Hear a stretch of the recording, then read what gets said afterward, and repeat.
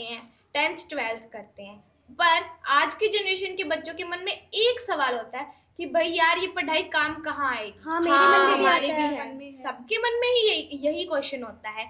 तो लोग सोचते हैं कि भाई इससे हम क्या ही कर लेंगे, कोई कंपटीशन का एग्जाम कर लेंगे, क्रैक कर लेंगे, कोई और पेपर वगैरह दे लेंगे। जैसे बच्चे साइंस पढ़ते हैं तो साइंस से हम जैसे ये बड़े एग्जाम होते हैं ना, नाम सुने ना, नीट, IIT, जेईई, यही क्रैक कर लेंगे। पर नहीं, साइंस का असली काम ये नहीं होता कि भाई कोई बड़ा एग्जाम क्रैक करना। साइंस का असल जिंदगी में बहुत बड़ा रोल होता है। ये इंसान की जिंदगी को बेहतर बनाता है, खास करके हमारे किसानों की जिंदगी को।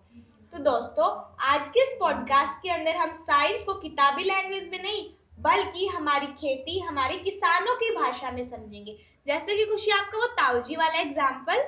हाँ, मेरे 2 ताऊजी हैं, एक पैसे वाले हैं और एक कम।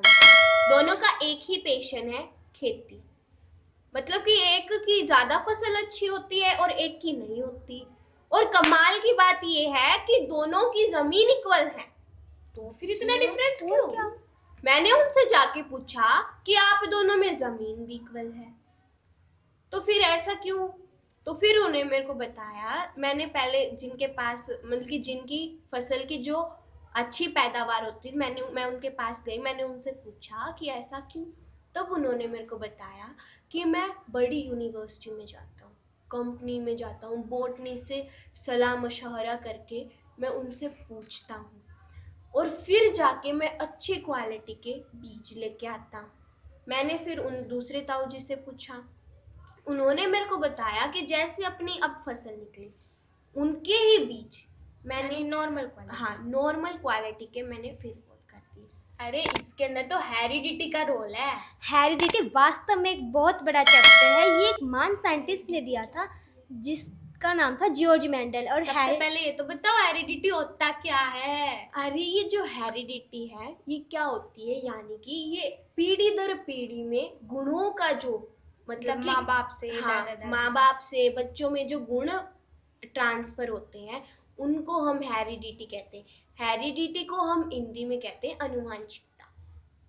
अब तुमने कौन से साइंटिस्ट का नाम लिया था? George Mendel. George Mendel. अरे मैंने ये नाम सुना है, शायद इन्होंने मटर के ऊपर एक्सपेरिमेंट किया था। ये बहुत ही ज्यादा महान साइंटिस्ट थे। इन्होंने मटर के पौधे के ऊपर एक्सपेरिमेंट किया था। इन्होंने मटर का पौधा ही क्यों लिया? एप्पल, सेब का, आम का, अमरूद का ये भी तो ले सकते थे। इन्होंने मटर का पौधा इसलिए लिया क्योंकि जल्दी ग्रो करता है और ये बायसेक्सुअल होता है, इसमें नर और मादा दोनों पाए जाते हैं। मेंडल ने प्लांट का पौधा लिया था। प्लांट के 2 पौधे लिए थे। मटर के पौधे लिए थे बुद्धू। हाँ, मटर के पौधे 2 लिए थे, एक छोटा एक बड़ा। उनको क्रॉस करवा के जो रिजल्ट निकला था वो सारे टोल थे। ये हमारी पहली पीढ़ी थी। और पहली पीढ़ी में जो सारे पौधे लंबे निकले थे उनको जब क्रॉस करवाया तब जो रिजल्ट निकला, कुछ लंबे निकले और कुछ छोटे कुछ निकले। एक चीज नोटिस किया आपने? क्या? आपने बताया कि आपके वो छोटे वाले जो ताऊजी थे वो नॉर्मल वैरायटी के लेते थे। हाँ, मतलब जो उगे उन्हीं से। तो इनसे उनको बताना चाहिए आपको, जैसे पीढ़ी से पीढ़ी जो बदलाव आते रहते सीड में, मतलब जो दोबारा से जो कैरेक्टर थे ना, जो पहले वाले कैरेक्टर से, वो धीरे धीरे पीढ़ी के अंदर जैसे इन्होंने बताया कि मटर की पहली पीढ़ी में तो कुछ लंबे आए, हाँ, और फिर दूसरे में कुछ लंबे और कुछ छोटे हिडन भी होते हैं।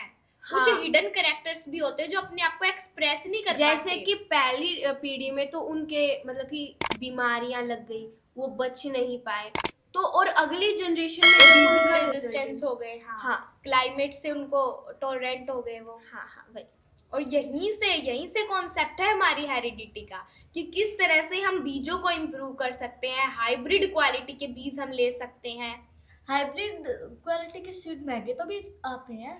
हाँ, बिल्कुल महंगे आते हैं। जो हमारे जो साइंटिस्ट हैं वो पीढ़ी दर पीढ़ी क्या कर देते हैं, इनके ऊपर एक्सपेरिमेंट करते रहते हैं, ताकि भाई जो फसलों में जो हमारे फसल में जो कीटाणु लगते हैं उनसे कैसा बचा जाए, फसलों में जो भी खराबी आ रही है उनसे कैसे बचा जाए।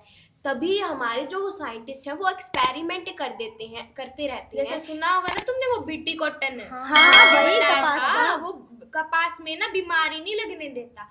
पहले कपास में बहुत बीमारियां लगती थी, लेकिन जब से हमने बीटी कॉटन के सीड यूज करने शुरू किए हैं ना, तो पौधों में इतनी बीमारियां नहीं लगती। हाँ, वो इसीलिए नहीं लगती क्योंकि जब साइंटिस्ट रिजल्ट लेते हैं तो उनमें से जो बेस्ट निकलता है, और फिर जब उनका क्रॉस करवा के फिर जो बेस्ट निकलता है, वो बेस्ट के जो सीड्स आते हैं वो उनमें वो महंगे इसलिए होते हैं क्योंकि उनमें बहुत ज़्यादा मेहनत Time, लगती है labor. और बहुत ज़्यादा टाइम लगता है, इसीलिए वो इसीलिए महंगे होते हैं।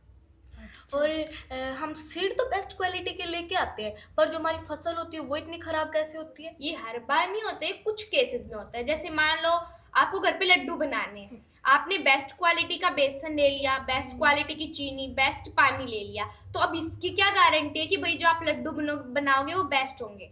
अब मान लो आपने चीनी ज्यादा डाल दी, पानी कम डाल दिया, बेसन कम ले लिया, तो हाँ, तो इसमें आपके खुद के एफर्ट देखे जाते हैं कि आपने खुद कितना लगाया है। कि अब आपने बेस्ट तो सीड तो बेस्ट क्वालिटी के ले लिए, लेकिन भाई आपने उसको प्रॉपर पानी हाँ, दिया, अगर उसमें खाद नहीं डाली, हाँ, उसको प्रॉपर अगर न्यूट्रिशन नहीं मिला तो वो खराब हो सकती है ना। इसीलिए जब भी अगर हम फसल की क्वालिटी सिर्फ बीजों पर डिपेंड नहीं होती, खुद आपके के खुद efforts के पे भी। efforts पे भी।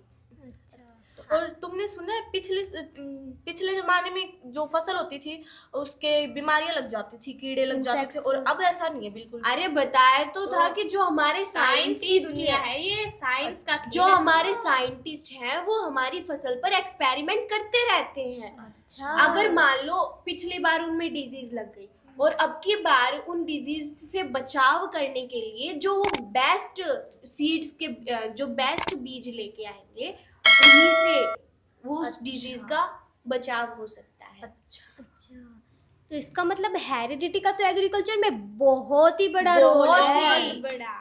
आज हम जिस स्टेज पर आए हैं ना, खेती में हमने इतनी बढ़ोतरी की है, या फिर किसी भी फील्ड में हम किए ना, तो सब कुछ साइंस का ही रचा हुआ खेल है। तो इसलिए अब मत कहना कि साइंस से सिर्फ हम नीट, IIT ये बड़े बड़े एग्जाम क्रैक कर सकते हैं। ये हमारी खेती में भी बहुत बहुत फायदेमंद फायदेमंद है। है। सिर्फ खेती में ही नहीं, मेडिकल में भी बहुत यूज होता है इसका। अच्छा, दवाइयाँ बनाते हैं हम, साइंस ही तो मदद करती है दवाइयाँ बनाने में। हाँ, हाँ। तो मेरे प्यारे किसान भाइयों, मेरे प्यारे दर्शकों, आशा करते हैं कि आपने जो हमारी जो ये पॉडकास्ट देखी है, ये आपके लिए बहुत फायदेमंद रही होगी, नॉलेजफुल रही होगी, और आपको पता लगा होगा कि जैसे हमारे साइंटिस्ट एक्सपेरिमेंट करते रहते हैं हमारे बीजों पर, ताकि उनको फसल में उनकी कोई खराबी ना हो, कीड़े मकोड़ों से वो बचे रहें। तो इसलिए मेरे प्यारे दोस्तों, जागरूक रहिए और अच्छे बने बीजों का रहिए यूज हमारे साथ। Thank you for For watching. watching जय जवान, जय किसान। No farmer, no food.